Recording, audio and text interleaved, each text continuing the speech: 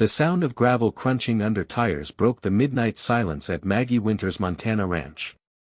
She was already awake, sitting at her kitchen table reviewing water usage reports when her motion sensors silently alerted her phone. 3 men in dark clothing emerged from a black pickup truck parked just beyond her property line. Maggie didn't panic. She didn't call 911. Instead, she slipped on her boots, grabbed a flashlight she didn't intend to use, and moved through her house with practiced silence. Through her bedroom window, she watched them approach her main irrigation pump house. One carried bolt cutters, another had a backpack that clinked with the sound of metal containers.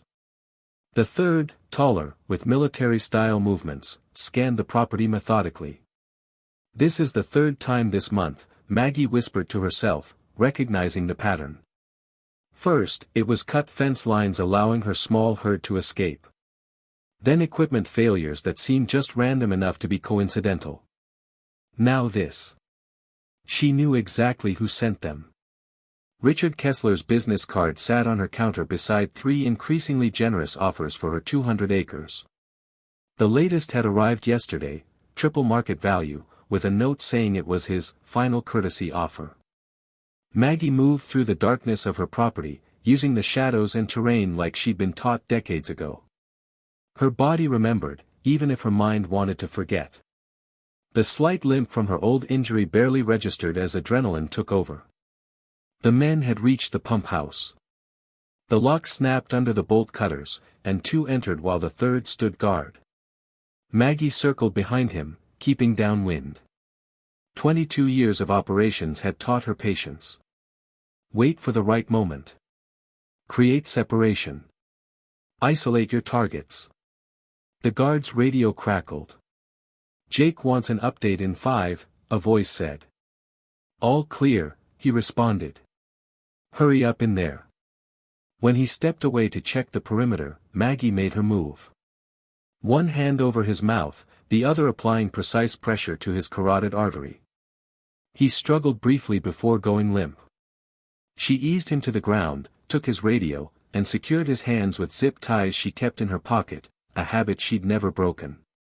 From the pump house came the sounds of metal on metal and quiet conversation. "This concentrated stuff works fast," one voice said. "By morning, her entire irrigation system will be contaminated. Crops will be dead in 3 days. Kessler says once the harvest fails, the bank will call in her loans. No income, no mortgage payment. Seems like a lot of trouble for some old lady's farm." "It's not about her farm, idiot. It's about the water rights. Without this parcel, the whole resort project falls apart." Maggie had heard enough. She slipped away as quietly as she'd come, returning to her house and the hidden room beneath her pantry floor. The combination to the gun safe came back automatically, her first deployment date, followed by her father's birthday. Inside was everything she'd hoped never to use again: tactical gear, specialized equipment, and her modified Mk-12 rifle that had accompanied her through 3 continents. She ran her fingers over the case but didn't open it. Not yet. Instead, she took only what she needed for tonight, a digital camera with night vision capability. She documented everything: the men's faces, their vehicle's license plate, the chemicals they were using, and their conversation, which she recorded from outside the pump house. When they finally left, dragging their unconscious companion between them in confusion and panic, Maggie followed at a distance. She tracked them to a construction trailer at the edge of town with Horizon Development Group emblazoned on the side. 3 weeks earlier, Maggie Winters was known throughout Pinecrest County as nothing more than a retired schoolteacher who'd returned to save her family's struggling ranch.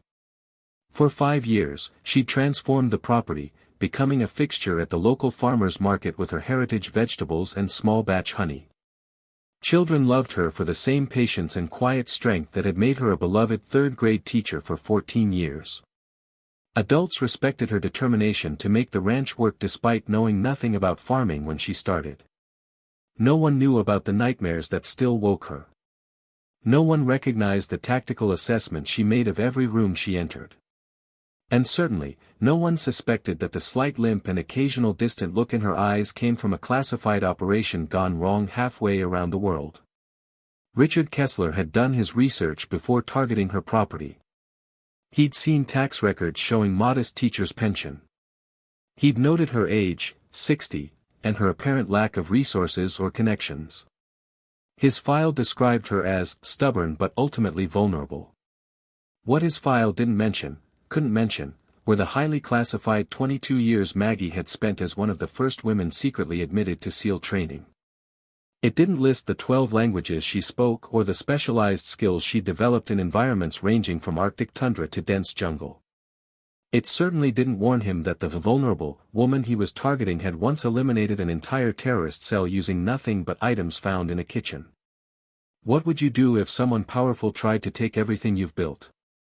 How far would you go to protect it? Let me know in the comments below if you've ever been underestimated, and made someone regret it. Welcome to Courage Core Stories. I'm John, and today's story is about a woman who thought she'd left violence behind, only to discover that sometimes your darkest skills become your greatest protection. By morning, Maggie had collected water samples from her contaminated system and secured them in her freezer as evidence. She'd also made two decisions. First, she would not be forced off her land. Second, Richard Kessler was about to learn exactly who he was dealing with, and it wasn't a retired schoolteacher. It was a woman who had spent her life becoming invisible, patient, and absolutely lethal when necessary. Maggie Winters was born to hard-working parents who owned a 200-acre ranch in the shadow of Montana's Bitterroot Mountains. The property had been in the family for 3 generations, passed down from her grandfather who had staked his claim after returning from World War II. The land was beautiful but unforgiving, rocky soil, harsh winters, and unpredictable rainfall made every harvest a gamble. As the only child, Maggie learned responsibility early. By age 6, she was collecting eggs and feeding chickens before school. By 10, she could drive the tractor in straight lines across the fields while her father walked behind, checking the equipment. Her mother, a former nurse, taught her first aid and how to stretch every dollar until it screamed. The ranch never made much money.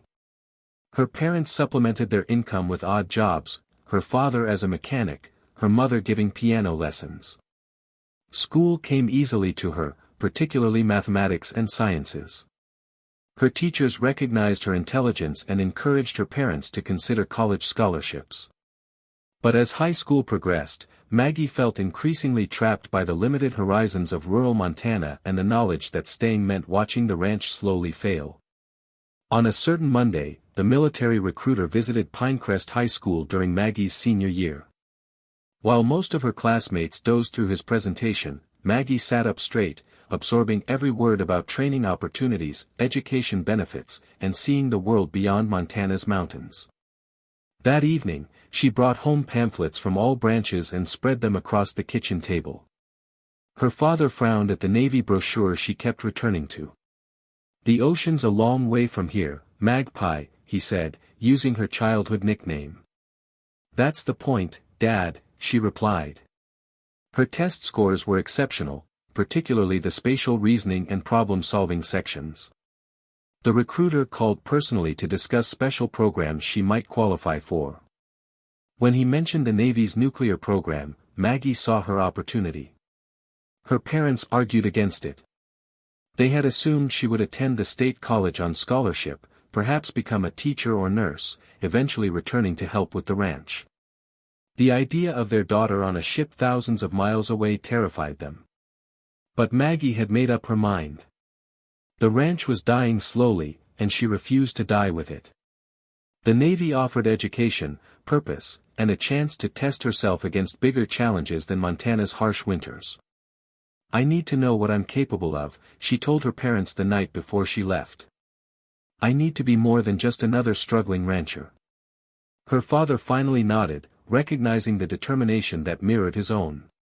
"You come back when you're ready," he said. "The land will wait for you." She hugged them both, promising to make them proud, and boarded the bus to the military entrance processing station with nothing but a small duffel bag and enormous determination. Maggie excelled in basic training, setting records in swimming and endurance events. Her commanding officers noted not just her physical abilities but her tactical thinking and leadership potential. After completing her initial training, she was assigned to intelligence work, where her analytical mind and attention to detail made her a natural. In 1985, during her second year of service, Maggie was approached by a commander who spoke carefully about a special opportunity for a select few female service members. The program wasn't officially sanctioned, more of an experiment to assess whether women could meet the standards of the most elite special operations units. This isn't about equality or making a political statement, the commander explained. It's about utilizing every possible asset. Some operations require skills that our male operators don't typically possess. The program would be completely classified. Participants would train alongside male candidates but under different paperwork. Their achievements would never be publicly acknowledged. They would operate in the shadows of already shadowy units. Maggie understood the implications immediately. This was a chance to push beyond all established boundaries, to test herself against the most demanding standards in the military.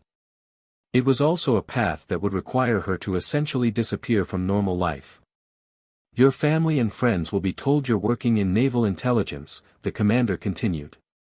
Which is technically true. But the reality will be something else entirely. The training would be brutal, designed to eliminate all but the most determined candidates. No allowances would be made for gender. The standards would be identical to those required of male candidates, in some cases, even higher, as the women would need to prove themselves beyond any doubt. Out of 50 women initially approached about the program, only 12 agreed to attempt it. Maggie signed the paperwork without hesitation. The training began at a remote facility where the women joined the regular SEAL training pipeline under administrative cover stories.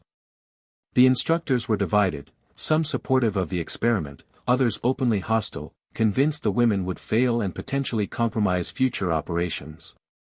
The physical demands were extreme. Maggie's farm-hardened body gave her an advantage, but even she struggled through the endless push-ups, swims in freezing water, and runs carrying heavy equipment. Sleep deprivation, constant evaluation, and psychological pressure eliminated candidates daily. Of the 12 women who started, only 3 remained after the first phase. Maggie was one of them. Her ability to compartmentalize pain, to focus on the immediate task while maintaining awareness of the larger objective, set her apart. Where others saw obstacles, she saw puzzles to be solved. By the final phase, only Maggie and one other woman remained. They completed the training alongside their male counterparts, earning the grudging respect of even the most skeptical instructors.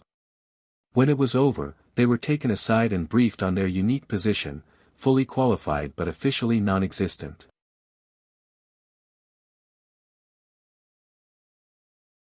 Maggie's first deployment came 6 months after completing training. A humanitarian aid worker, female, American, had been kidnapped in Lebanon. Intelligence suggested she was being held in a compound where male operators would be immediately noticed. Maggie and her female colleague were inserted as part of a larger team but given the critical task of infiltration. Disguised as local women, they mapped the compound's security, identified the hostage's location, and created the extraction plan. When the main assault team hit unexpected resistance, Maggie adapted instantly, finding an alternative route and personally extracting the hostage while under fire. The mission succeeded with no American casualties. This established the pattern for her early career. Specialized insertions where being female provided tactical advantages. She operated in environments ranging from Middle Eastern markets to European diplomatic functions, gathering intelligence and occasionally eliminating high-value targets with methods that couldn't be traced back to American forces. By her 5th year, Maggie had developed a reputation within the classified community for exceptional marksmanship. She could make shots that others considered impossible, accounting for wind, distance, and bullet drop with almost supernatural precision. This skill led to her specialization in long-range operations, often deploying as a solo operator with minimal support.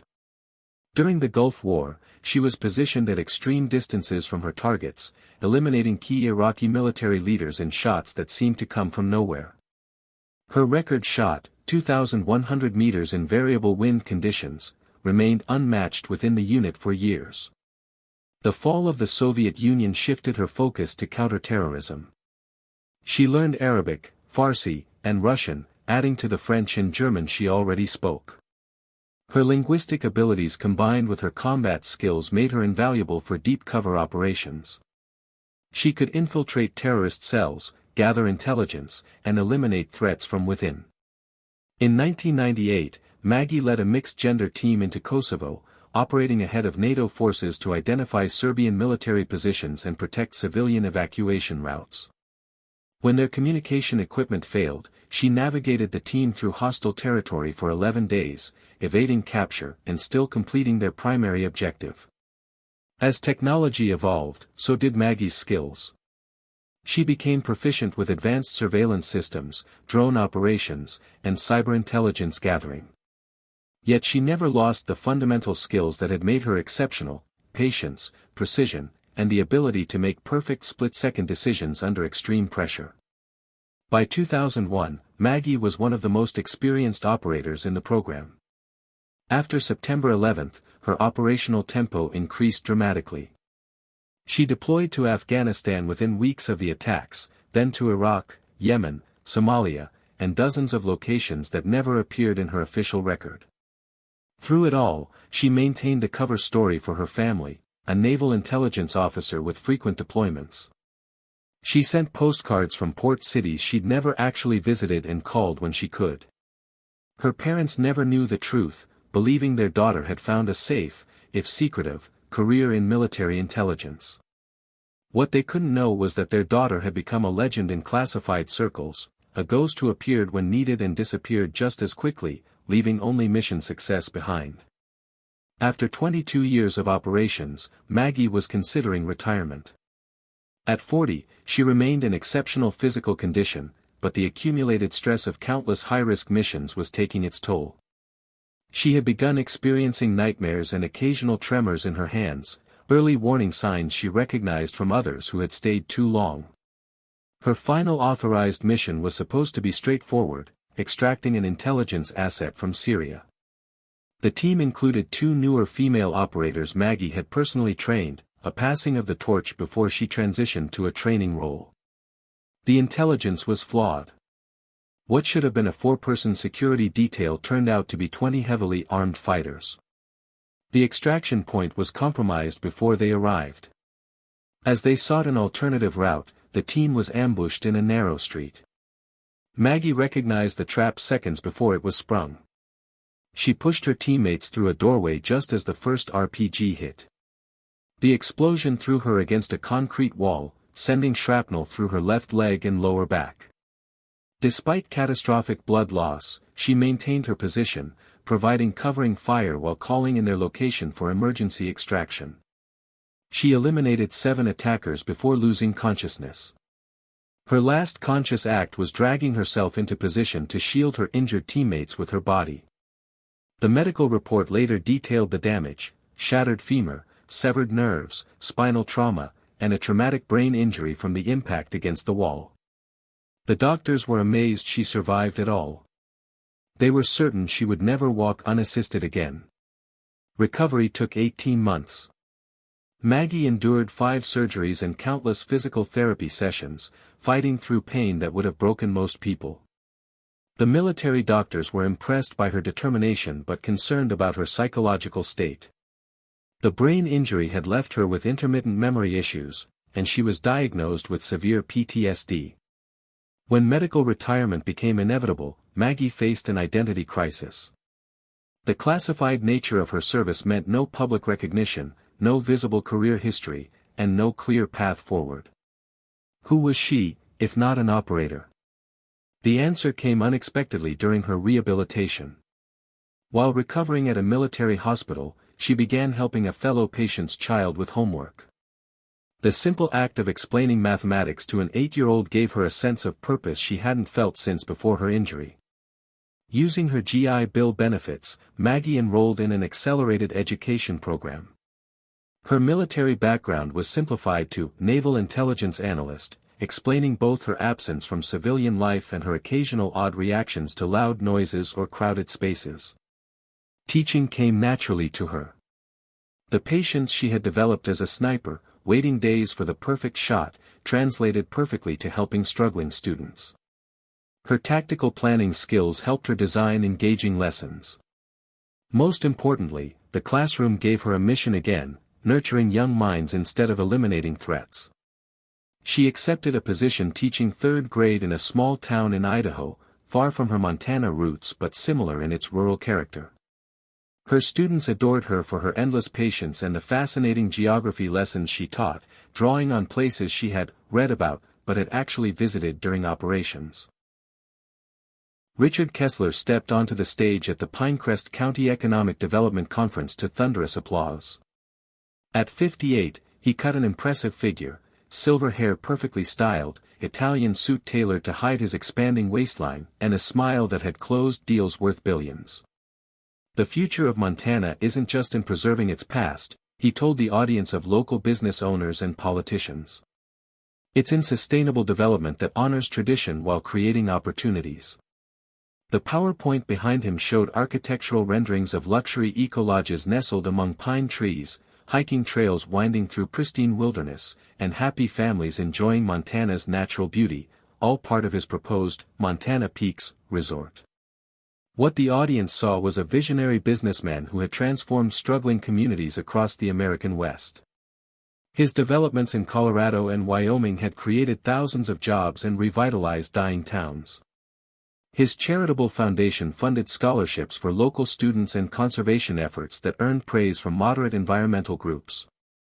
The Pinecrest Gazette had profiled him as the developer with a conscience, highlighting his humble beginnings as the son of a Minnesota hardware store owner. He spoke passionately about his love for the American West and his commitment to development that respects the land and the people who've called it home for generations. County commissioners nodded approvingly as Kessler promised tax revenue, employment opportunities, and infrastructure improvements. He ended his presentation by announcing a $50,000 donation to the county's volunteer fire department, a calculated gesture that earned him a standing ovation and photographs with local officials that would appear in next week's paper. What no one in the room knew was that Richard Kessler's business model relied not just on his public charm but on a systematic approach to acquiring key properties, an approach that began with generous offers but had much darker contingency plans for those who refused to sell. Jake Mercer waited in Kessler's black Escalade, watching the conference through the tinted windows. At 42, Mercer's face carried the hardened look of a man who had seen combat but lacked the honor that usually accompanied such experience. Dishonorably discharged from the Marines after an incident in Iraq that his military record described only as conduct unbecoming, he had found his way to Kessler through connections in private security. Officially, Mercer was Horizon Development's head of land acquisition and security, a title that appeared on business cards and corporate documents. Unofficially, he led what employees quietly called the Persuasion Department, a team of ex-military and former convicts who handled problems that couldn't be solved with lawyers or money. Kessler maintained plausible deniability through a careful system. He never explicitly ordered illegal actions, instead using phrases like, "I need this resolved quickly," or "make this problem go away." Mercer understood exactly what these instructions meant and had assembled a team that could deliver results without asking questions. The core team included Marcus Delaney, a former Army Ranger with a drinking problem and a talent for mechanical sabotage, Ray Wilkins, an ex-con who specialized in intimidation, and brothers Tom and Steve Gaines, local troublemakers who knew every back road in 3 counties and could make property damage look like accidents or random vandalism. They operated through a shell company that provided security consulting to Horizon Development, maintaining a professional facade that hid their true purpose, acquiring properties through escalating pressure when legal means failed. Kessler paid them exceptionally well and protected them from legal consequences through his connections with local officials. In return, they delivered results, 12 key properties acquired in the past 3 years, each essential to Kessler's master plan for Montana Peaks. The acquisition team followed a carefully calibrated playbook refined through multiple projects across several states. The approach began innocuously enough: generous offers well above market value, appeals to community benefit, promises of continued access or employment opportunities. For the 80% of landowners who accepted these initial offers, the process ended there. For the remaining 20%, Horizon's strategy unfolded in predictable phases. Phase 1 involved legal pressure, finding zoning violations, challenging water rights, disputing property lines, or filing nuisance complaints. Horizon's attorneys would overwhelm reluctant sellers with paperwork and court appearances, draining their resources and resolve. If legal tactics failed, Phase 2 began with coincidental problems, equipment failures, power outages, road access issues, or livestock escaping through mysteriously cut fences. Nothing could be directly traced to Horizon, but the message was clear: life would become increasingly difficult for holdouts. Phase 3 escalated to direct intimidation, late-night phone calls, vehicles parked outside homes for hours, or strangers photographing properties and family members. Mercer's team would research targets thoroughly, identifying vulnerabilities like Medica. Phase 3 escalated to direct intimidation, late-night phone calls, vehicles parked outside homes for hours, or strangers photographing properties and family members. Mercer's team would research targets thoroughly, identifying vulnerabilities like medical debts, troubled teenagers, or past legal issues that could be leveraged. The final phase, rarely necessary but always effective, involved accidents: a barn fire attributed to faulty wiring, brake failures on steep mountain roads, or falls that resulted in broken bones. These incidents were meticulously planned to appear random while sending an unmistakable message: selling was the only safe option. By the time Horizon set its sights on Pinecrest County, the system was refined to near perfection. Of the hundreds of properties Kessler had acquired for various projects, only a handful had required the full escalation protocol. Most people broke long before Phase 4 became necessary. For example, the Wilson family had owned their 80-acre apple orchard for 4 generations.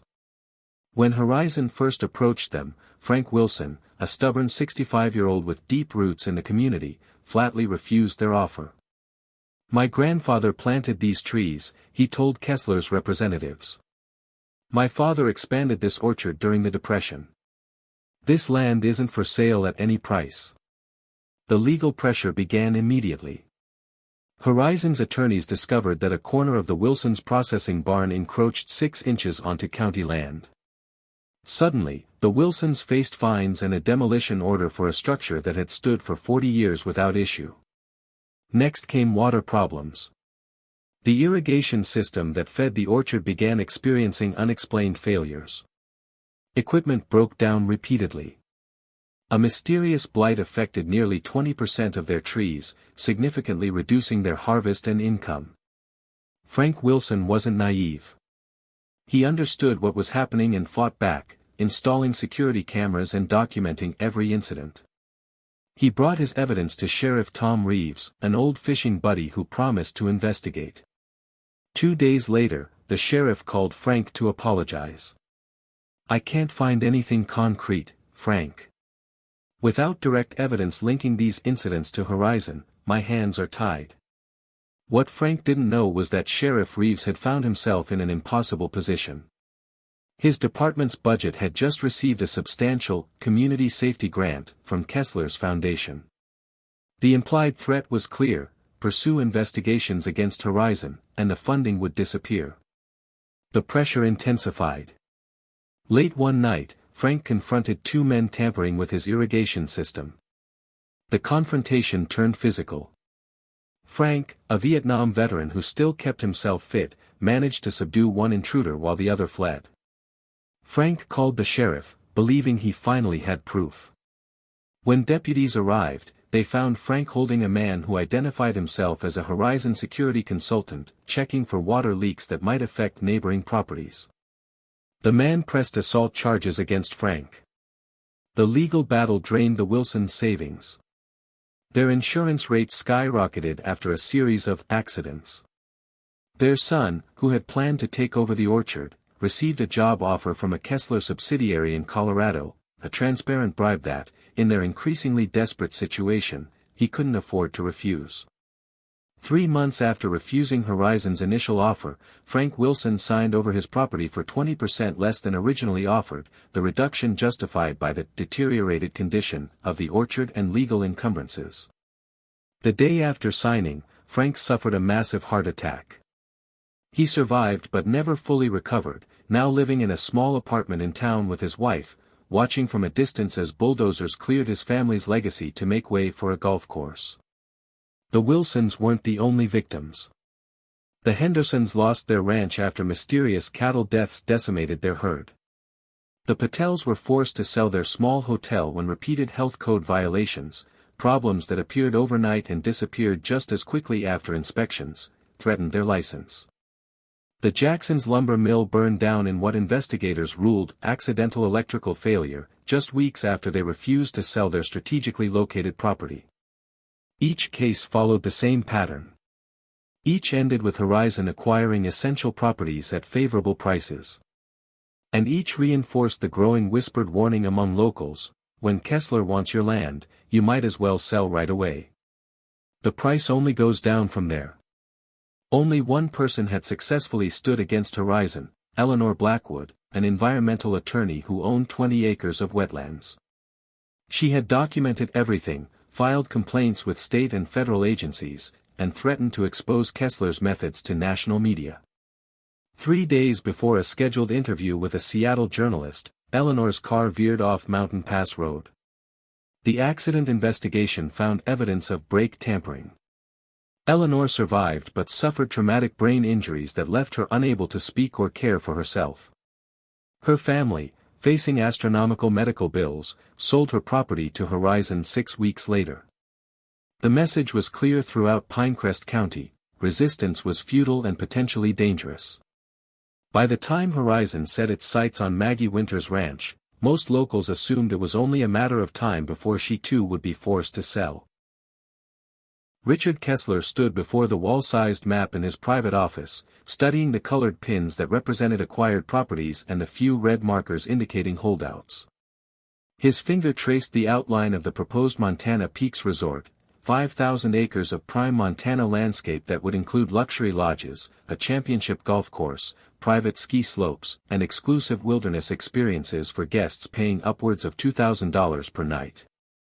This property, he said to Mercer, tapping the largest red pin at the center of the map, is becoming a problem.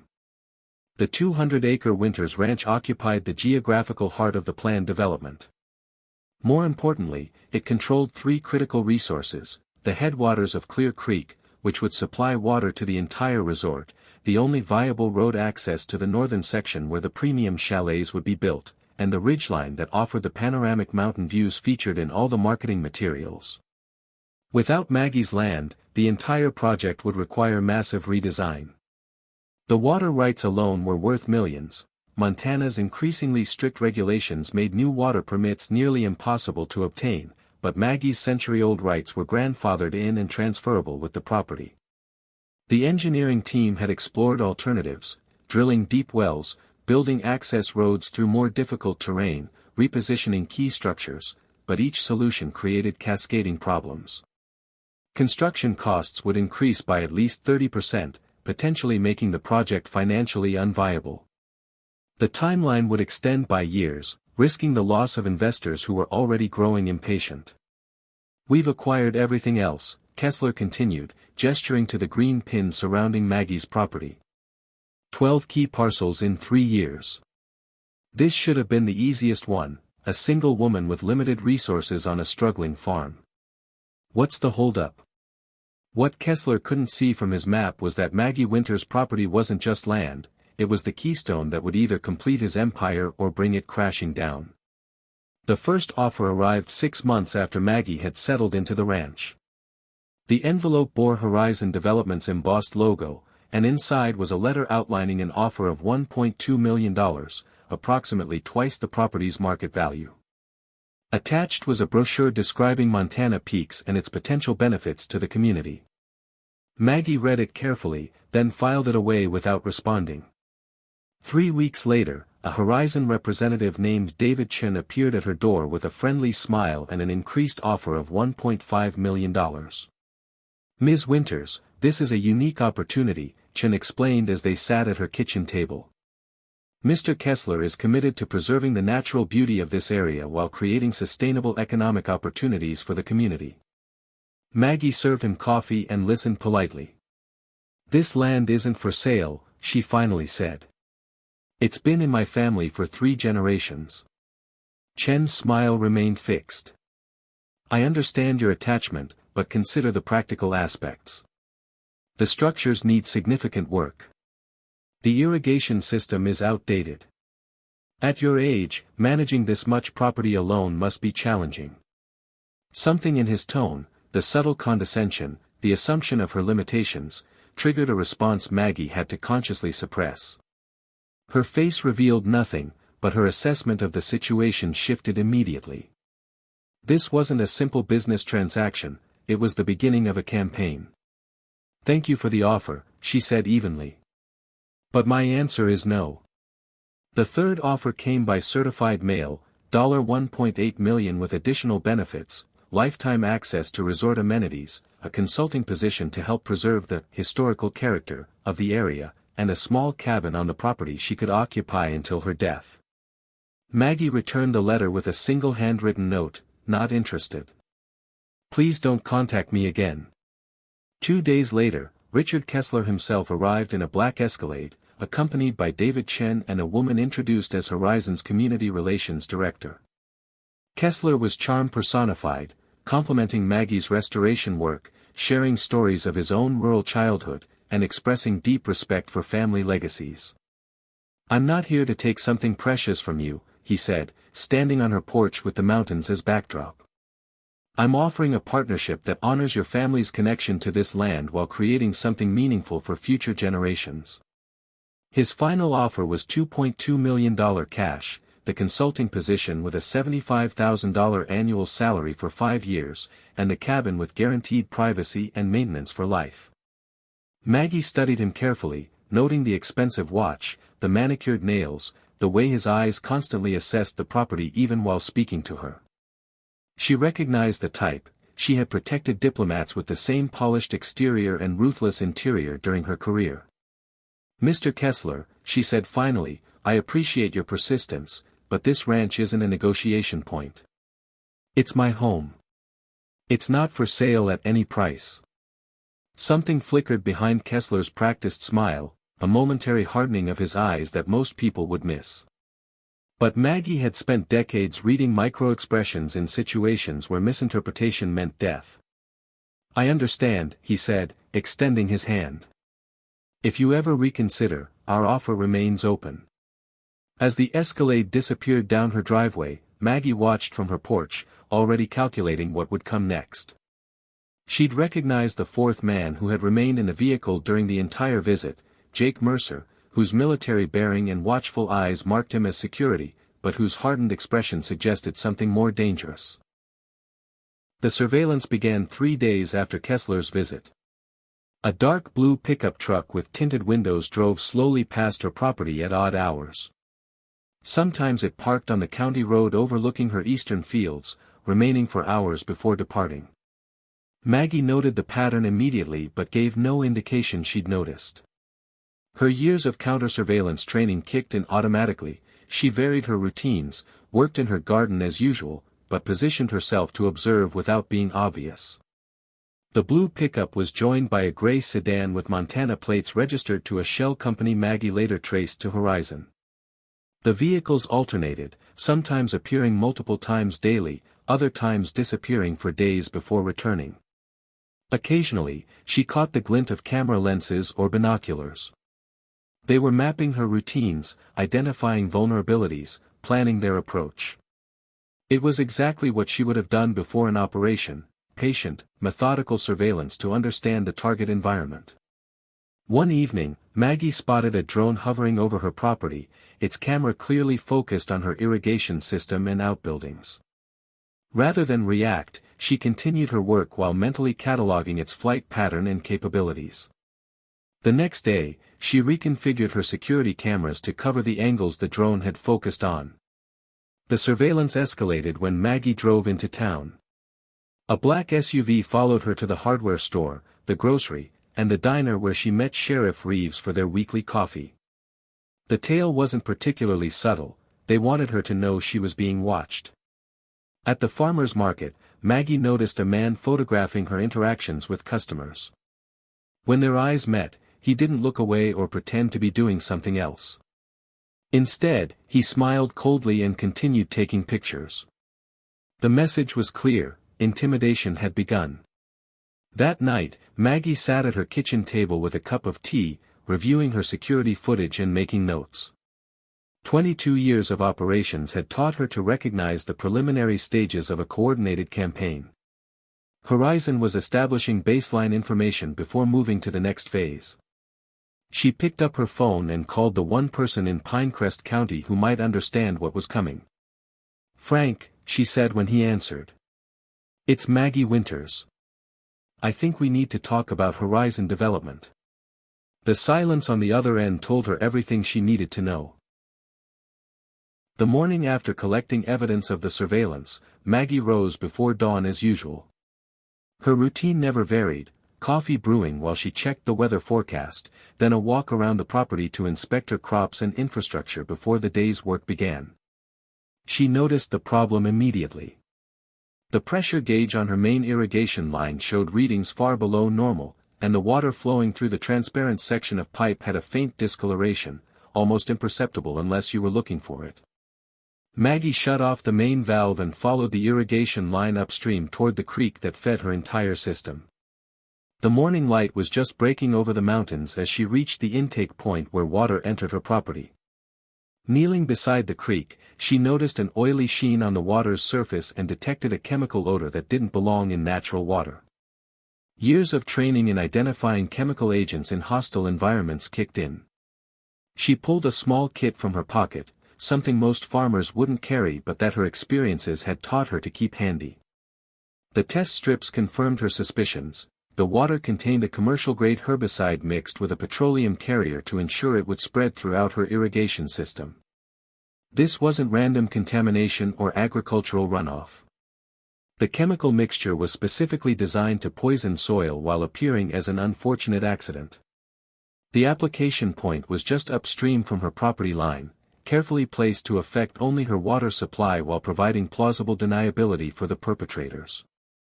Maggie worked methodically, collecting water samples in mason jars and documenting the contamination with her phone camera.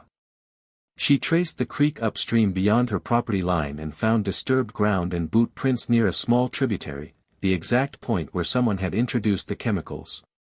By mid-morning, she had shut down her entire irrigation system and begun the laborious process of flushing the lines with clean water from her reserve tanks. Even with quick action, she estimated at least 30% of her crops would be damaged or destroyed. The financial impact would be significant, exactly as intended. As she worked, she noticed the now familiar blue pickup parked on the county road overlooking her property. They were watching, assessing the effectiveness of their attack. Maggie deliberately maintained a posture of distress and confusion, giving them the reaction they expected while her mind calculated her response.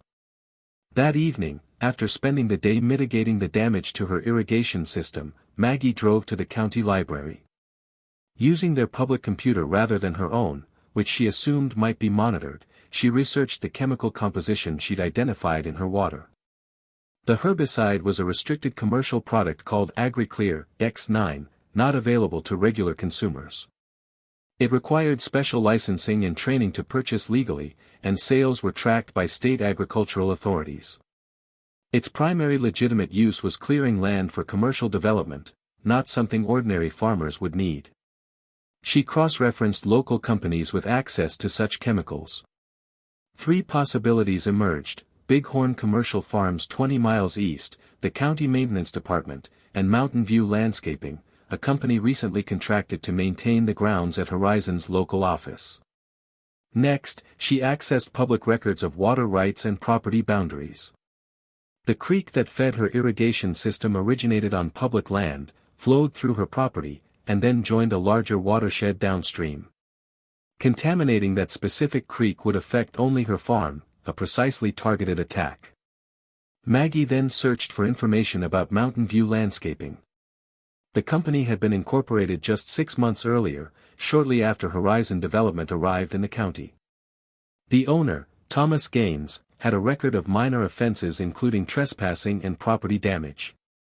His brother, Steve Gaines, worked directly for Jake Mercer at Horizon. The connection was clear. This wasn't an accident or coincidence, it was the first direct attack in what would likely be an escalating campaign to force her off her land. Back at the ranch, Maggie spread her findings across the kitchen table: water test results, photographs, property records, and company information. The pattern matched exactly what Frank Wilson had described happening to his orchard before he was forced to sell. This was only the beginning. Horizon had followed the same playbook with every property they targeted. First came generous offers, then legal pressure, followed by accidents and escalating intimidation. The poisoned irrigation system was just the opening move. The next morning, Maggie dressed with deliberate care, pressed jeans, a crisp blue blouse, and her most comfortable boots. Nothing about her appearance suggested anything other than a respectable local farmer, though she selected each item with tactical considerations in mind. The boots provided stability and grip, the loose-fitting blouse concealed her muscular build while allowing full range of motion. She placed her evidence in a manila folder: water sample reports, photographs of the contamination site, documentation of the chemical composition, and records connecting Mountain View Landscaping to Horizon Development. She drove directly to Horizon's office in town, arriving just after 9 a.m. when she knew Kessler would be holding his daily staff meeting. The receptionist, a young woman with a practiced smile, looked up as Maggie entered. "Good morning. Do you have an appointment?" "I need to see Richard Kessler immediately," Maggie replied, her voice calm but carrying an authority that made the receptionist blink. "I'm sorry, Mr. Kessler is in a meeting and can't be disturbed. Perhaps you could schedule." "This can't wait," Maggie interrupted, already moving past the desk toward the sound of voices coming from the main conference room. "Tell him Maggie Winters is here about the chemical contamination of my property." The receptionist rose, flustered. "Ma'am, you can't just..." But Maggie was already opening the conference room door without knocking. Inside, Richard Kessler sat at the head of a large table surrounded by 5 men in business attire. Architectural plans and maps were spread across the surface. Jake Mercer stood by the window, instantly alert at her entrance. "Ms. Winters," Kessler said, recovering quickly from his surprise. "This is a private meeting." "So was the contamination of my water supply," Maggie replied, her voice level but carrying an undertone that silenced the room. She placed her folder on the table. "I thought you might want to see what your landscaping company did to my irrigation system." Kessler glanced at the folder without opening it. "That's a serious accusation. If you've experienced water problems, I'm sorry to hear it, but Horizon has nothing to do with your farm's maintenance issues." "AgriClear X9 is a restricted herbicide," Maggie said, opening the folder and spreading photographs across the table. "It requires special licensing. Mountain View Landscaping has that license. They work exclusively for you. The chemical was introduced at this location," she pointed to a photograph, "designed to affect only my property while appearing accidental." The men around the table shifted uncomfortably. One began gathering the architectural plans, rolling them up protectively. "Ms. Winters," Kessler said, his voice hardening, "if you have concerns about water contamination, the proper channels would be the county environmental office or perhaps the sheriff. Bursting into a private business meeting with wild accusations is inappropriate and potentially libelous." "I've already filed reports with both offices," Maggie replied. "I'm here as a courtesy to let you know directly that I understand exactly what's happening. The same pattern you used against the Wilsons, the Hendersons, and Eleanor Blackwood." At the mention of Eleanor Blackwood, Jake Mercer pushed away from the window and took a step toward Maggie. His hand moved subtly toward his jacket. Maggie registered the movement instantly, the slight shift in Mercer's weight, the tension in his shoulder, the practiced reach toward what she immediately identified as a concealed holster. Her body responded before conscious thought, muscle memory from thousands of hours of training taking over. In one fluid motion, she pivoted, closed the distance to Mercer, and executed a joint manipulation that caught his wrist mid-draw. With precise pressure on nerve points and leverage against natural joint movement, she twisted his arm into a control position while simultaneously removing the compact 9mm pistol from his grasp. The entire sequence took less than 2 seconds. One moment Mercer was reaching for his weapon, the next he was frozen in a painful compliance hold with Maggie holding his pistol, finger properly indexed outside the trigger guard. Carrying without displaying proper identification, Maggie said calmly, ejecting the magazine and clearing the chamber with practiced efficiency. "That's a violation of Montana's concealed carry regulations, Mr. Mercer." The room fell completely silent. The men at the table stared in shock at the transformation they just witnessed. The middle-aged schoolteacher they dismissed as an easy target had just disarmed a professional security operative with the speed and precision of a trained combatant. Maggie placed the unloaded weapon and magazine on the table, maintaining the control hold on Mercer for a moment longer before releasing him and stepping back to a tactically advantageous position. "I don't respond well to intimidation," she said, her voice unchanged despite the demonstration of skill she just provided. "And I don't sell family legacies to developers, regardless of their tactics." For several seconds after Maggie disarmed Mercer, Richard Kessler remained perfectly still, his expression unreadable. Then, unexpectedly, a smile spread across his face, not one of amusement or friendliness, but of genuine interest. "Well," he said finally, "it seems we've underestimated you, Ms. Winters." He gestured for Mercer to step back, which the security man did reluctantly, rubbing his wrist and glaring at Maggie with newfound respect and animosity. "I appreciate you bringing these concerns directly to me," Kessler continued, his tone shifting to one of professional courtesy. "If there has been any environmental incident affecting your property, Horizon would naturally want to investigate. We take our corporate responsibility very seriously." Maggie recognized the pivot, the seamless transition from intimidation to false cooperation. She'd seen it countless times during interrogations and negotiations in her former life. "I'm not here for an investigation or compensation," she replied. "I'm here to make it clear that I understand what you're doing, and it won't work. My land is not for sale, not now, not ever." Kessler studied her for a long moment, his eyes calculating. "You know, Ms. Winters, in my experience, everyone has a price. It's just a matter of finding the right leverage." He glanced at the unloaded gun on the table. "You're clearly more resourceful than we anticipated. That makes you interesting." He stood, signaling the end of the meeting. "I respect individuals who know their own value. Perhaps we should restart our negotiations from a position of mutual respect." "There are no negotiations," Maggie said firmly. "And if anything else happens to my property, I won't be as courteous next time." As she turned to leave, Kessler called after her. "You should know, Ms. Winters, that I've built my career on acquiring what others said wasn't for sale. The more challenging the acquisition, the more satisfying the result." Maggie paused at the door. "And you should know, Mr. Kessler, that I've spent my life stopping people who thought they could take what wasn't theirs." She met his gaze directly. "You have no idea who you're dealing with." As she walked out of the office, she heard Kessler say to Mercer, "Find out everything about her. Not the surface background, I want to know who she really is." Driving home, Maggie knew she had just accelerated the timeline. By revealing even a glimpse of her capabilities, she had transformed herself in Kessler's eyes from an obstacle to a challenge. Men like him didn't back down from challenges, they escalated. She would need to prepare for what came next. What would you do if someone tried to force you off your land? Have you ever stood up to a bully who underestimated you? What would you do if powerful interests tried to force you off your land? How far would you go to protect what's rightfully yours? Maggie Winters is about to show exactly what happens when corrupt developers underestimate the wrong person. Have you ever faced a situation where someone thought you were an easy target, only to discover you were more formidable than they expected?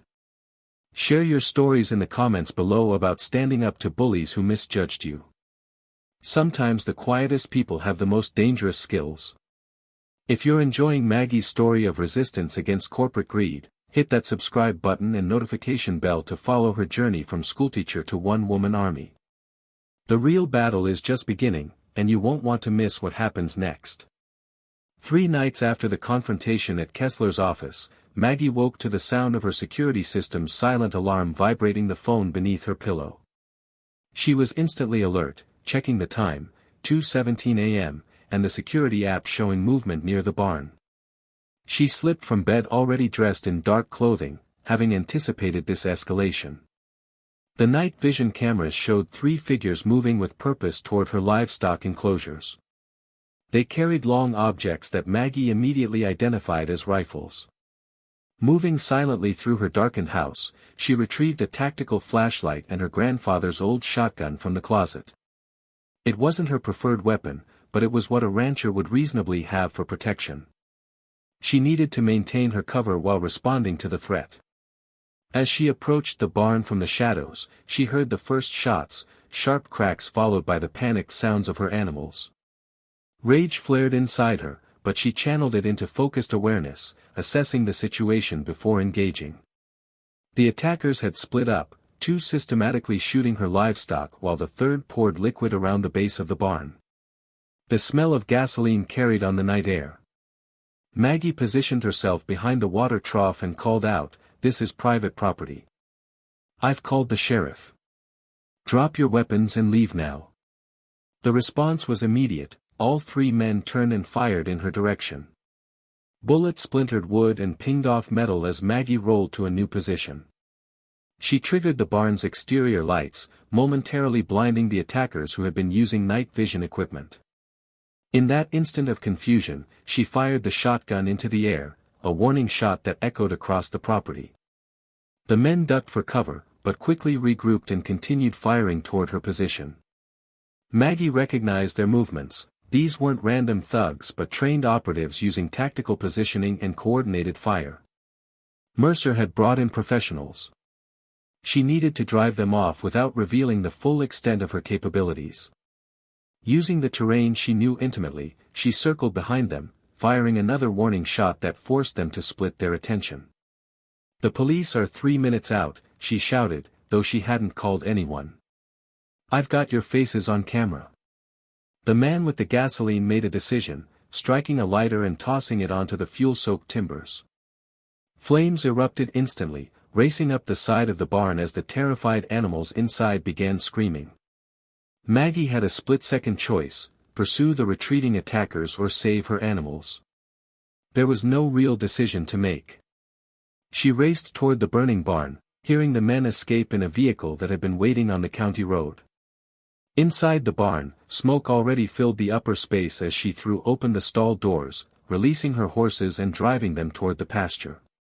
The sheep were panicking in their pen, and she had to physically push them toward the exit. As she led the last frightened lamb out of the burning structure, the roof timbers began to collapse. She dove clear of the falling debris, rolling across the ground as a massive section of the barn caved in, sending sparks and burning embers into the night sky.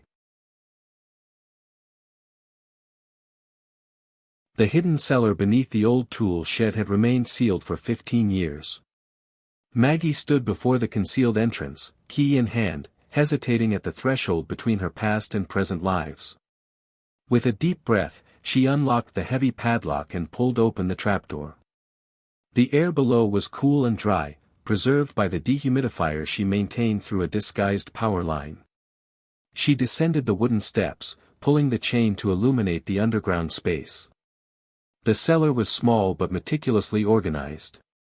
Metal shelving lined the walls, holding sealed containers and equipment cases. A workbench stood against the far wall, its surface clean and empty. Nothing here suggested anything beyond a well-prepared rancher storage, unless you knew what to look for. Maggie moved to a specific section of the concrete floor, knelt, and pressed her palm against a seemingly ordinary patch. A biometric scanner hidden beneath the surface recognized her handprint, and a soft click echoed in the quiet space. She lifted the concealed panel, revealing a recessed compartment. As she removed the first case, memories flooded back unbidden, the brutal cold of Hell Week at BUD/S training, her body pushed beyond all reasonable limits. "You don't have what it takes, Winters," the instructor had shouted in her face as she struggled through her 100th push-up in the freezing surf. "You think because they let women try out now, they'll let you pass. Prove me wrong." She had proven him wrong. Out of the initial 180 candidates, only 32 completed the training. She had ranked 5th overall.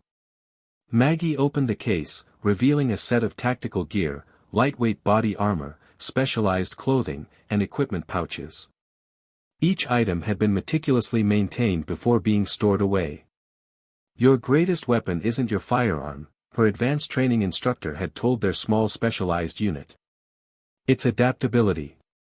When everything goes wrong, when your plan fails, when you're outnumbered and outgunned, adaptation is what brings you home alive." She ran her fingers over the gear, muscle memory awakening as she recalled how each piece functioned, how it felt against her skin during operations in environments ranging from Arctic cold to desert heat. "Adapt," she whispered to herself. "Overcome." Maggie laid the equipment on the workbench, each piece representing a chapter of her former life. The tactical knife she'd carried through 3 continents. The custom-fitted communications gear. The medical kit that had saved lives in the field. As she inspected each item, she caught her reflection in a small mirror mounted on the wall, part of her old gear check routine. The face looking back at her seemed to shift between 2 distinct women, Ms. Winters, the patient elementary school teacher who helped struggling readers and organized science fairs, and Lieutenant Winters, the elite operator who had led extraction missions in hostile territory. For 15 years, she had deliberately built walls between these identities. The teacher was real, not a cover story or a mask. She genuinely loved working with children, nurturing their curiosity and watching them grow. The calm she found in the classroom had healed parts of her that combat had damaged. "What am I doing?" she whispered, suddenly uncertain. She picked up a small leather case and opened it to reveal a set of lock picks and bypass tools. Her fingers automatically assumed the proper grip, muscle memory intact despite the years. "Ms. Winters, can you help me with this math problem?" little Emma Parker had asked just last week, her forehead wrinkled in concentration. The same hands that had once neutralized enemy combatants now guided pencils across worksheets, clapped encouragement during playground games, and wiped away children's tears. Maggie closed her eyes, feeling the weight of both worlds pressing against her consciousness. The peaceful life she'd built wasn't just a refuge, it was a redemption. Each child she helped represented a step away from the violence of her past. But now violence had found her again, uninvited and unwelcome. "They came to my home," she said aloud, her voice hardening. "They killed my animals. They threatened what's mine." She opened her eyes, decision made. This wasn't about returning to her warrior past, it was about protecting her present. The skills she had learned as a SEAL were tools, nothing more. Tools that could be used to defend as well as attack. She could be both women. She would need to be both women. The Wilson family orchard had once been the pride of the county, 40 acres of heritage apple varieties that had won state fair ribbons for generations. Now it was a construction site, the century-old trees bulldozed to make way for luxury vacation homes. Frank Wilson met Maggie at what remained of his family's homestead, a small cottage he'd managed to keep when forced to sell the rest of the property. At 72, he looked a decade older than when Maggie had last seen him at a community fundraiser the previous year. "It started just like what's happening to you," Frank explained as they sat on his porch overlooking the construction. "First the offers, then strange accidents. Our irrigation system failed during the hottest week of summer. Trees we'd nurtured for decades died within days. His wife, Eleanor, brought out lemonade, her hands trembling slightly as she set down the tray. "The worst part was how they isolated us," she said. "Rumors spread that we were selling willingly. Friends stopped calling. When we tried to fight back, our insurance mysteriously cancelled our policy." Frank nodded grimly. "Then came the fire in our storage barn. All our equipment, destroyed. The investigation called it inconclusive, probably electrical, they said. But our electrician had just inspected everything the month before. The bank called in our operating loan right after," Eleanor continued. "Said the property value had been reassessed due to environmental concerns they wouldn't specify. We couldn't get financing anywhere else." "How long did it take?" Maggie asked. 8 months from first offer to signing the papers," Frank replied. "They're patient, methodical. Each problem seemed unrelated to the others, but together." He gestured toward the construction equipment tearing into his former orchard. "Did you ever find proof it was them?" Maggie asked. Frank shook his head. "Nothing that would stand up in court. Sheriff Reeves tried to help, but without evidence." "The Henderson Dairy was next," Eleanor said. "Then the Blackwood place. Now they're after you." "They've made a mistake targeting you," Frank said, studying Maggie with newfound appreciation after hearing about the confrontation at Kessler's office. "There's something different about you, isn't there? Something they don't know."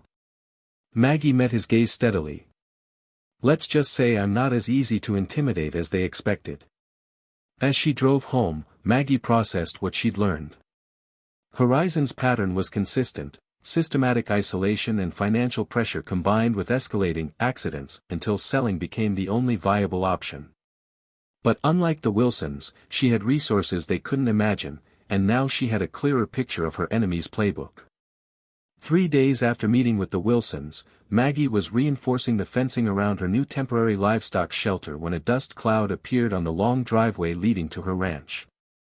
She straightened, hand instinctively moving to the hammer on her belt, a tool that could serve as a weapon if necessary. The approaching vehicle was unfamiliar, a dark blue Jeep Wrangler with out-of-state plates. Maggie positioned herself strategically, using the corner of the shelter for cover while maintaining clear sightlines to the approaching visitor. The Jeep stopped 30 yards away, and a woman stepped out, slender, athletic, with short black hair and sunglasses. Something about her posture triggered immediate recognition in Maggie's mind, even before the woman removed her sunglasses. "Permission to approach a fellow operator's position, Lieutenant," the woman called out, using the formal request protocol from their shared past. Maggie's hammer clattered to the ground. "Ellie?" Ellie Chen, former Navy intelligence specialist and Maggie's teammate on dozens of classified operations, smiled and spread her arms. "In the flesh, Mags." Maggie crossed the distance between them in seconds, embracing her former teammate with a fierceness that surprised even herself. They had been through hell together: extraction missions gone wrong, firefights in remote locations, weeks of surveillance in hostile territory. The bond formed in such circumstances transcended ordinary friendship. "What are you doing here?" Maggie asked, stepping back to study her friend's face. Ellie looked good, a few more lines around her eyes, but still fit and alert, her gaze constantly scanning their surroundings from habit. "Heard you might be having some trouble with unwanted visitors," Ellie replied casually, as if dropping by after 15 years was perfectly normal.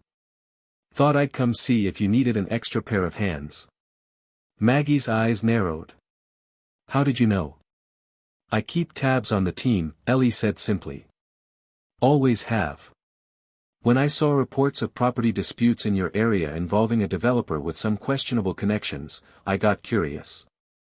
Then I heard about a schoolteacher who disarmed a security contractor using techniques that sounded suspiciously familiar." "You shouldn't be here," Maggie said, though without conviction. "I can handle this." Ellie's expression turned serious. "I know you can. But you don't have to handle it alone." She gestured toward the burned remains of the barn. "This isn't just harassment, Mags. They're escalating to destruction of property and threats to your livelihood." What's next? Maggie couldn't argue with that assessment. The tactical part of her brain, the part she tried to suppress for 15 years, recognized the strategic advantage of having a trusted ally. How long can you stay? She asked finally. Ellie grinned. As long as it takes. I'm between contracts at the moment. Just like old times, Ellie whispered as they lay prone on the ridge overlooking Horizon's regional headquarters. The compound, a converted ranch house with several outbuildings, sat isolated on 20 acres outside town. Maggie adjusted her night vision monocular, scanning the perimeter. Except we're not in hostile territory. Aren't we?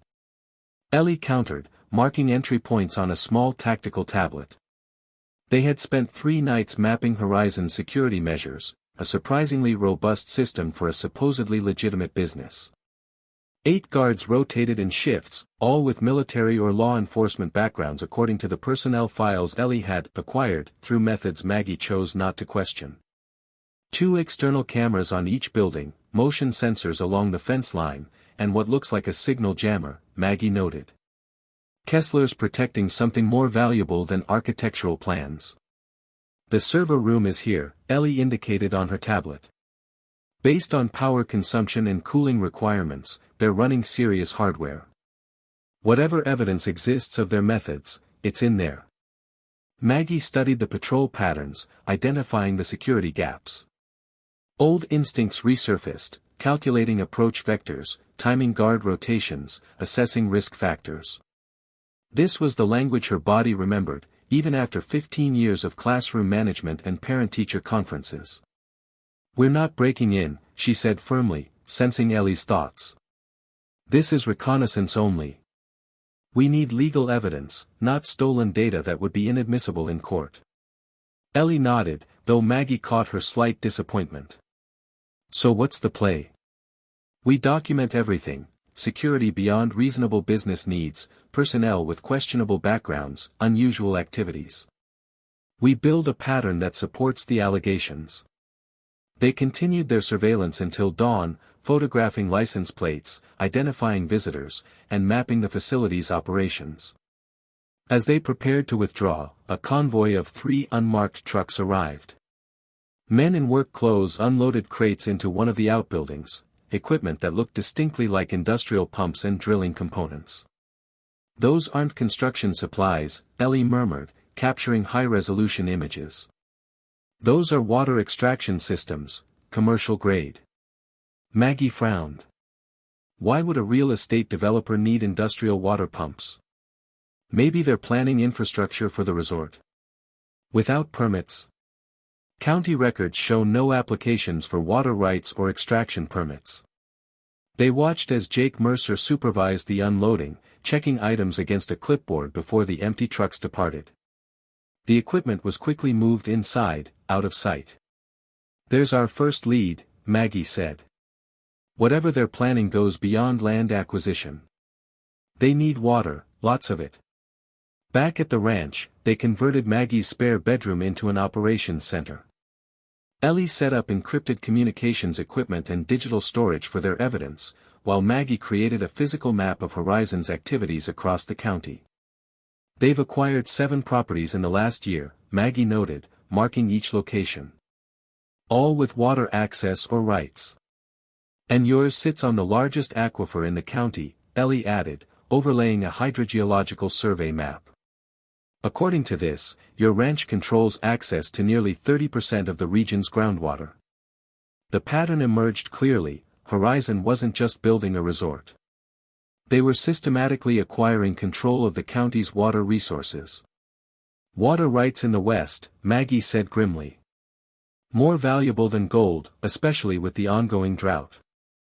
And worth using any means necessary to acquire, Ellie concluded. Over the next week, Maggie and Ellie established a comprehensive surveillance network around the perimeter of the ranch. They used a combination of commercial security cameras in obvious locations, deterrents that Horizon would expect, and military-grade motion sensors and hidden cameras in unexpected places. 3 layers of security, Ellie explained as they finished installing the last device. Visible, hidden, and unexpected. If they breach one layer, they trigger the next without realizing it. Maggie nodded, appreciating the tactical approach. Just like Kandahar. Except with fewer explosives, Ellie grinned. Though I could rig something up if you'd like. Let's save the IEDs as a last resort, Maggie replied dryly. They also placed trail cameras along likely approach routes to the property, disguised as wildlife monitoring equipment. These would capture license plates, faces, and any suspicious activity while appearing to be standard conservation tools. While establishing their defensive perimeter, they continued gathering intelligence on Horizon's operations. Ellie used her contacts to investigate the company's financial structure, discovering a complex web of shell corporations and offshore accounts. Kessler's operation is backed by Clearwater Holdings, she reported one evening, showing Maggie the documentation. They're a front for several international investors specializing in resource acquisition, primarily water rights in drought-prone regions. Predatory investment, Maggie observed. Buy cheap during economic downturns, control essential resources, then charge premium prices when demand increases. Exactly. They've done this in 3 other western states already. Once they control the water, they control everything: agriculture, development, municipal supply. Meanwhile, Maggie focused on documenting the pattern of harassment against local landowners. She interviewed former property owners who had sold to Horizon, building a timeline of suspicious incidents preceding each sale.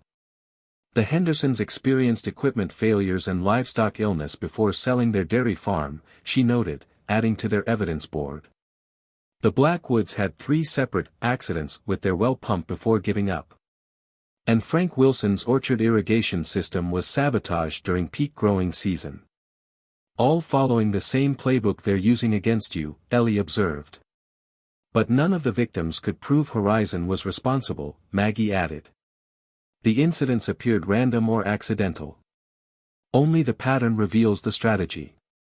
They compiled their findings into organized documentation, photographs, timelines, witness statements, and financial records.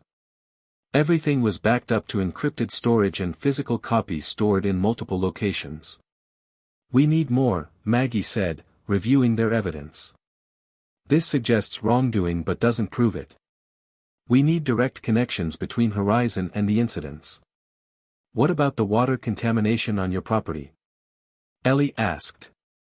You have chemical analysis proving it was deliberate. But nothing directly linking it to Horizon or Mountain View Landscaping, Maggie replied. They maintained plausible deniability. Ellie considered this, then smiled slowly. So we need to catch them in the act. Give them an opportunity they can't resist, but this time we'll be watching. A trap, Maggie said, the tactical part of her mind already formulating possibilities. Exactly. We know their methods now. We can anticipate their next move and be ready when it comes. ACT 6, Counteroffensive, Part 3, 500 words. First defensive victory, thwarting an attempted arson. The trap was sprung 3 nights later. At 1:38 a.m., the perimeter sensors triggered silent alerts on both Maggie and Ellie's phones.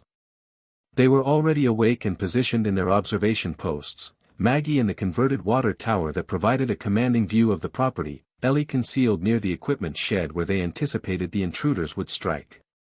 Movement at the south fence line, Maggie whispered into her comm unit. 3 individuals, approaching on foot. Confirmed, Ellie replied. Thermal signatures indicate they're carrying containers. Likely accelerants. They watched through night vision as the intruders cut through the fence and moved with practiced efficiency toward the equipment shed where Maggie stored her tractor and remaining farm implements. The men wore dark clothing and balaclavas, but their movements betrayed professional training. They're Mercer's team, Maggie noted, recognizing the tactical formation. Same group that hit the barn. The intruders reached the shed and began positioning containers around its perimeter. One man unspooled a length of what appeared to be detonation cord, a professional-grade incendiary setup designed to ensure complete destruction. Evidence confirmed, Ellie whispered. All activities recorded on multiple devices. Maggie checked that the remote cameras were capturing everything from different angles. Sheriff Reeves will have no choice but to act on this. As the men finished their preparations, Maggie activated the first countermeasure. Powerful floodlights concealed around the equipment shed blaze to life, bathing the area in blinding white light. Simultaneously, a recorded announcement of her voice echoed across the property. "Attention, you are trespassing on private property and have been recorded committing criminal acts. Law enforcement has been notified and is en route." The intruders reacted immediately, abandoning their equipment and sprinting toward their extraction point. As they fled, Ellie triggered the secondary trap, a series of motion-activated sprinklers that doused the men with a mixture of water and non-toxic but permanent tracking dye. "They'll glow under UV light for weeks," Ellie said with satisfaction. "Even if they ditch those clothes, the dye penetrates skin." Maggie was already on the phone with Sheriff Reeves, who arrived 20 minutes later with 2 deputies. They found the abandoned incendiary equipment, the cut fence, and clear boot prints marked with the fluorescent dye. "This is professional-grade equipment," Reeves said, examining the abandoned containers. "Military or paramilitary origin. Not something local troublemakers would have access to." "I have video of the entire incident," Maggie told him, providing a flash drive with the footage. "Multiple angles, clear images of their actions. They were setting up a coordinated arson attack." Reeves studied the evidence, his expression hardening. "This goes beyond harassment, Maggie. This is organized criminal activity." He hesitated, then added, "You seem awfully well prepared for this attack. After they burned my barn and killed my livestock, wouldn't you be?" she countered. The sheriff nodded slowly. "Fair point. But these countermeasures, they're sophisticated." "I have friends with security backgrounds," Maggie said, gesturing toward Ellie who was speaking with one of the deputies. "When it became clear the threats were escalating, I asked for help." Reeves bagged the evidence and took detailed statements from both women. Before leaving, he paused. "Maggie, whoever's behind this isn't going to take this failure well. They'll likely escalate further. I'll increase patrols, but my resources are limited." "I understand, Tom. We'll stay vigilant." After the sheriff departed, Ellie joined Maggie on the porch. "He suspects there's more to you than a schoolteacher, doesn't he? He's a good cop. Observant." Maggie watched the patrol car's taillights disappear down her driveway. "But right now, he's more concerned about armed professionals attempting arson in his county." "This won't stop Kessler," Ellie warned. "It'll just make him more determined." "I'm counting on it," Maggie replied. "We've drawn first blood. Now we wait for his response." The following afternoon, Maggie was in town picking up supplies when she noticed Jake Mercer's black SUV parked outside the local diner. Through the window, she could see him berating 2 men seated across from him, their postures tense and defensive. Even from a distance, the ultraviolet dye on their hands was faintly visible in the sunlight. Maggie deliberately walked past the diner, allowing herself to be seen. Mercer's head snapped up, his conversation halting mid-sentence as their eyes met through the glass. The hatred in his gaze was palpable, no longer the professional detachment of a security contractor, but something personal and volatile. Later that day, Ellie's contacts reported increased activity at Horizon's compound. "They've brought in 4 more operatives," she told Maggie as they reviewed satellite imagery. "Ex-military by the looks of their movements. Mercer's escalating his resources." "He's been embarrassed," Maggie noted. "Failed twice on an operation he probably assured Kessler would be simple. His professional reputation is at stake now." That evening, Sheriff Reeves called to inform them that the forensic analysis of the incendiary devices confirmed military origins. The serial numbers were filed off, but the components matched those used by private military contractors. "I've requested assistance from the State Investigation Bureau." "Any connection to Horizon?" Maggie asked. "Nothing direct yet," Reeves admitted. But we're looking into the backgrounds of their security personnel. Several have histories with PMCs known to use this equipment. The escalation came sooner than expected. Shortly after midnight, Maggie's lawyer, David Harmon, called in a panic. His office had been broken into, the files related to her property specifically targeted. Nothing else was taken. They're looking for vulnerabilities, Maggie told Ellie after hanging up. Legal angles they might have missed. They won't find any, Ellie assured her. Your ownership is ironclad. The next morning brought news that Frank Wilson had been hospitalized after a hit-and-run incident in the grocery store parking lot. Though his injuries weren't life-threatening, the message was clear: Horizon was targeting anyone connected to Maggie's resistance. Maggie visited Frank in the hospital, where he described a black SUV accelerating toward him before swerving at the last moment, not trying to kill him, just frighten and injure. It was Mercer driving, Frank said with certainty. I saw his face clear as day. When Maggie reported this to Sheriff Reeves, he seemed troubled. Witness statements confirm a black SUV, but no one caught the license plate. Without direct evidence linking Mercer to the vehicle at that time. He's escalating, Tom, Maggie pressed. This pattern of intimidation is spreading beyond me to anyone who supports my stand against Horizon. Reeves nodded grimly. I've requested additional deputies from the county, but it'll take time. Until then, be careful who you're seen with in public. They're clearly monitoring your movements and contacts. That afternoon, Ellie intercepted communications indicating Mercer had placed Maggie under constant surveillance. They have teams rotating in shifts, she reported. They're tracking everyone who visits your property or meets with you in town. Good, Maggie said with unexpected calm. Let them watch. Every resource they commit to surveillance is one less available for attacks. You're thinking like an operator again, Ellie observed with approval. I never stopped, Maggie replied. I just channeled it differently. She studied their tactical map of the county. Now we need to force them to overextend themselves while we gather the final pieces of evidence we need. The attack came during a moonless night 3 weeks after the failed arson attempt. Maggie had been expecting it. The escalating pattern of Horizon's operations suggested a final, overwhelming show of force was inevitable. What surprised her was the scale. At 2:17 a.m., the perimeter sensors triggered in sequence along all boundaries of the property. The surveillance system showed multiple vehicles approaching, 2 SUVs, a tactical van, and what appeared to be a small bulldozer on a flatbed truck. They're not being subtle anymore, Ellie observed from their command center in the reinforced basement. I count 12 individuals, all armed, using tactical formation. This is a full paramilitary operation. Maggie studied the monitors, noting the professional deployment. Mercer's in the lead vehicle. And that's Kessler in the rear SUV, he's come to witness his victory firsthand.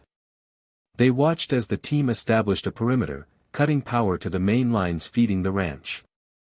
Had Maggie been an ordinary rancher, this would have disabled her security systems and left her vulnerable in the darkness. Instead, the backup generators they had installed weeks earlier hummed to life automatically, maintaining power to their critical systems while appearing to leave the property in darkness. They're splitting into 3 teams, Ellie reported, tracking thermal signatures. Primary team heading for the house, second team toward the new barn, third securing the perimeter and preparing the heavy equipment. Maggie checked her watch. Sheriff Reeves should be receiving our automated alert now. Response time approximately 17 minutes. They'll have control of the property by then, Ellie noted. That's the plan, Maggie replied calmly. Let's make sure they commit fully before we respond. Through the monitors, they watched the assault team approach the house with practiced efficiency, covering angles, maintaining communication, moving with the confidence of professionals who expected minimal resistance. They breached the front door with a portable ram, flowing into the darkened house with tactical lights mounted on their weapons. They're searching room by room, Ellie reported. Finding nothing. Now they're confused, Maggie observed, watching the team's movements become less coordinated as they realized the house was empty. Mercer's ordering a full sweep of the outbuildings. The second team had reached the new barn, placing what appeared to be explosive charges at structural points. The third team had begun using the bulldozer to clear a path toward the main water well that supplied the ranch. "They're going for maximum destruction," Ellie said. "Demolishing structures, disabling water supply. They want to make the property uninhabitable." Maggie nodded, her expression hardening. "They've crossed the final line. This isn't harassment or intimidation anymore, it's armed invasion of private property with intent to destroy." She activated the secure communication link to Sheriff Reeves. "Tom, are you seeing this feed?" "Jesus Christ," came the sheriff's voice. "This is a military-style operation. We're 8 minutes out, but I've called for state police backup." "They'll be fully committed by then," Maggie replied. "All teams deployed, documented engaging in multiple felonies." "Do not engage them, Maggie," Reeves warned. "These men are armed and clearly dangerous. Stay hidden until we arrive." "Don't worry, Tom," Maggie said, her voice taking on a quality Ellie recognized from their operational days. "I'm not planning to confront 12 armed men directly. But I'm not letting them destroy my home either." She turned to Ellie. "Initiate countermeasures. It's time to even the odds." Activating countermeasures, Ellie confirmed, typing commands into their security system. Phase 1 initiated. Across the property, carefully concealed speakers suddenly blared with the sound of police sirens, seemingly approaching from multiple directions. Simultaneously, strobe lights positioned in the tree line began flashing, mimicking the pattern of law enforcement vehicles. On the monitors, they watched the assault team's reaction, momentary confusion followed by urgent communication. Several men immediately broke off their tasks, returning to defensive positions. "They're hesitating," Maggie observed. "Mercer's trying to re-establish control." Through their directional microphones, they could hear Mercer shouting, "Hold positions. It's a diversion." Police response couldn't be this fast. But the psychological impact had already taken effect. The team at the barn abandoned their explosives placement, moving to cover instead. The bulldozer operator stopped his advance toward the well. "Phase 2, Maggie ordered." Ellie activated the next sequence. The ranch's sprinkler system, modified over the past weeks, suddenly engaged, but instead of water, it sprayed a mixture of farm-grade pepper spray and skunk oil. The liquid covered the central yard where most of Horizon's vehicles were parked. The effect was immediate. Men began coughing and retching, their tactical discipline breaking down as the overwhelming sensory assault took hold. Several abandoned their positions entirely, retreating toward the vehicles, only to find them contaminated with the noxious mixture. "Their communication is breaking down," Ellie reported, monitoring their radio frequencies. 3 men have abandoned their weapons to flee the chemical irritant. Maggie nodded with satisfaction. Phase 3. This time, the ranch's lighting system activated, not the standard illumination, but powerful halogen floodlights positioned to create disorienting zones of extreme brightness and shadow. The tactical advantage of night vision was instantly neutralized as the operators were forced to remove their goggles or be blinded by the amplified light. "They're scattered now," Ellie observed. Tactical formation completely broken. Through it all, Maggie and Ellie remained safely in their reinforced command center, monitoring and directing the defense systems they had meticulously prepared. Years of combat experience had taught them that superior numbers meant little when coordination and communication failed. "Mercer's trying to rally them at the main vehicle," Maggie noted, watching the security chief gesturing frantically. "He knows they've lost the initiative." In the distance, real sirens now became audible. Sheriff Reeves and his deputies were minutes away. "Final phase," Maggie said quietly. Ellie hesitated. "Are you sure? Once we do this, there's no going back." "They came armed onto my property with intent to destroy it," Maggie replied, her voice steel. They've documented themselves committing multiple felonies. This ends tonight. Ellie nodded and activated the command. Throughout the property, hidden speakers broadcast Maggie's voice, amplified and seemingly coming from everywhere at once. Attention Horizon Security Team.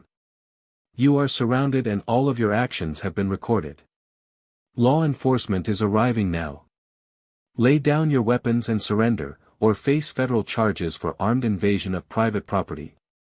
As if to emphasize her words, the property's perimeter lighting activated, revealing the defensive positions Maggie and Ellie had established, mirror-reflective surfaces positioned to give the impression of multiple armed defenders in covered positions around the property.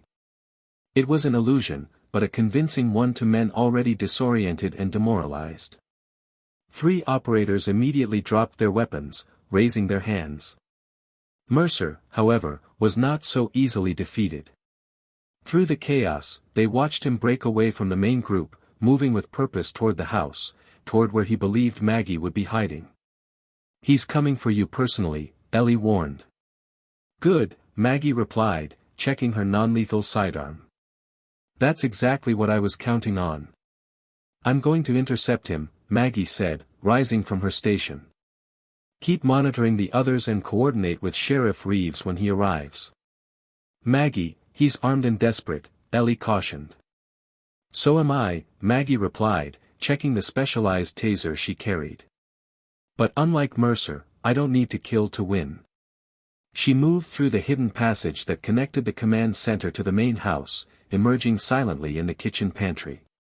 Through the security feed on her phone, she tracked Mercer's progress. He had entered through the back door and was methodically clearing rooms, his movements betraying his military training despite his agitation. Maggie positioned herself in the darkened living room, using the shadows created by the exterior floodlights to her advantage. She could hear Mercer's controlled breathing as he approached, the subtle sound of his tactical boots on the hardwood floor. I know you're in here, Winters, he called out, his voice echoing in the empty house. Your little tricks might work on my men, but not on me. I've dealt with your kind before. Maggie remained silent, letting him advance further into her prepared position. Kessler just wanted your land, Mercer continued, sweeping his weapon across the room. But this became personal when you embarrassed me. Nobody does that and walks away. He moved past the doorway where Maggie waited, his attention focused forward. She stepped out behind him, silent as she had been trained. Your mistake was thinking I was just a schoolteacher, she said calmly. Mercer spun around with impressive speed, his weapon coming up, but Maggie was already moving. Years of training took over as she sidestepped his aim, closing the distance before he could adjust. Her hand struck his wrist with precision, disrupting his grip on the weapon while her other hand drove a palm strike to his solar plexus. Mercer staggered but recovered quickly, dropping his compromised weapon and shifting to hand-to-hand combat. Military, he grunted, recognizing her technique as he blocked her follow-up strike. Special forces? Something like that, Maggie replied, circling him carefully. What followed was a brutal, efficient exchange between 2 highly trained combatants. Mercer had size and strength, but Maggie had spent decades honing her technique against larger opponents. She evaded his powerful strikes, using his momentum against him, landing precise blows to vulnerable points. You're good, Mercer acknowledged, blood trickling from his lip after a particularly effective combination. But I've got nothing to lose here. He lunged forward recklessly, managing to tackle Maggie into the dining room table. The impact knocked the wind from her lungs as they crashed to the floor. Mercer scrambled to pin her, his hands reaching for her throat. Maggie's SEAL training had prepared her for exactly this scenario. She trapped his arm, executed a perfect hip escape, and reversed their position in one fluid motion. Before Mercer could counter, she pressed the taser against his neck. I've got nothing to lose either, she said coldly. The difference is, I don't need to kill you to win. She activated the device, sending 50,000 volts through his body. Mercer convulsed briefly before going limp beneath her. Maggie rose to her feet, breathing heavily as she zip-tied Mercer's hands behind his back. Through the windows, she could see the flashing lights of Sheriff Reeves' vehicles entering her property. "Ellie, status report," she said into her communicator. 9 suspects detained, 2 still trying to flee on foot toward the east boundary. Sheriff's deputies are moving to intercept them now. Ellie paused. "Kessler is still in his vehicle, refusing to exit." "Tell the sheriff I've got Mercer secured in the house," Maggie replied, checking the unconscious man's restraints. "And let him know Kessler's going to want to talk to his lawyer." Dawn broke over Maggie's ranch, illuminating a scene that resembled the aftermath of a small war. Sheriff's deputies and state police officers moved methodically across the property, documenting evidence and processing the detained Horizon security personnel. Yellow crime scene tape cordoned off areas where the team had placed explosives and operated heavy equipment. Maggie stood on her porch, a blanket around her shoulders despite the mild morning air, watching as Richard Kessler was escorted from his SUV in handcuffs. The real estate developer's usual polished appearance had crumbled, his expensive suit wrinkled, his face ashen with the realization that his empire was collapsing around him. Sheriff Reeves approached Maggie, notepad in hand. "State police are taking over the investigation," he informed her. "This goes well beyond county jurisdiction now. We've got armed trespassing, attempted destruction of property, conspiracy, and about a dozen other felonies." "What about Kessler?" Maggie asked, watching as the developer was placed in a state police vehicle. Claiming he knew nothing about Mercer's methods, Reeves replied with a skeptical tone. "Says he was just coming to make a final offer personally. But we've got his voice on the surveillance recordings authorizing the operation." Ellie emerged from the command center, carrying a hard drive. "Complete surveillance package," she said, handing it to a waiting state police detective. "Time-stamped video and audio of the entire incident, plus recordings of previous harassment and sabotage attempts. Chain of custody documentation is included." The detective nodded appreciatively. "This is the most comprehensive evidence package I've ever received from a civilian. Almost professional grade." Ellie and Maggie exchanged a brief glance but said nothing. By mid-morning, news vans had gathered at the edge of the property, held back by police barricades. The story was spreading rapidly. Prominent developer caught leading armed assault on retired schoolteacher's property. Maggie's phone rang. David Harmon, her lawyer. "The FBI just contacted me," he said without preamble. "They're taking over the case. Apparently, Horizon Development has been under investigation for similar tactics in 3 other states. Your evidence was the break they needed." "Good," Maggie replied simply. As the morning progressed, more details emerged. State police searches of Horizon's local headquarters had uncovered documents revealing the true scope of Kessler's plan, not just a luxury resort, but control of the county's entire watershed. Environmental impact studies had been falsified, permits obtained through bribes to officials in neighboring counties. By afternoon, Maggie's students' parents began arriving, parking along the road and walking up to offer support. They brought food, offers of help with repairs, and fierce protectiveness toward their children's beloved teacher. Frank Wilson arrived with his arm in a sling, accompanied by several other ranchers whose properties had been targeted by Horizon. "You stood up for all of us," he told Maggie, his weathered face solemn. "We won't forget it." As the sun began to set, the property finally cleared of all but a few remaining officers. Maggie and Ellie sat on the porch swing, watching the last police cruiser depart. "Just like old times," Ellie remarked, sipping from a mug of coffee. "Not quite," Maggie replied. "In the old days, we couldn't stick around to see the aftermath. Had to move on to the next mission. And now?" Maggie looked out over her land, scarred from the night's events but still hers, still home. "Now I get to rebuild. Keep teaching. Live the life I chose." Ellie nodded, understanding the weight of those simple statements. For operators like them, choosing their own path had always been the ultimate victory. 3 months after the night of the assault, Maggie sat in the back row of the federal courthouse, watching as Richard Kessler and Jake Mercer were led away in handcuffs. The verdict had been unanimous, guilty on all counts. The judge's sentencing had been appropriately severe, with Kessler facing 15 years for conspiracy, fraud, and environmental crimes, while Mercer received 20 for the additional charges of assault and leading the armed operation. Horizon Development Group had collapsed spectacularly in the wake of the scandal. Federal investigations had uncovered similar operations in 3 other states, each following the same pattern, targeting vulnerable landowners, using intimidation and sabotage, and manipulating local officials. The company's assets were frozen, its projects halted, and its reputation destroyed beyond repair.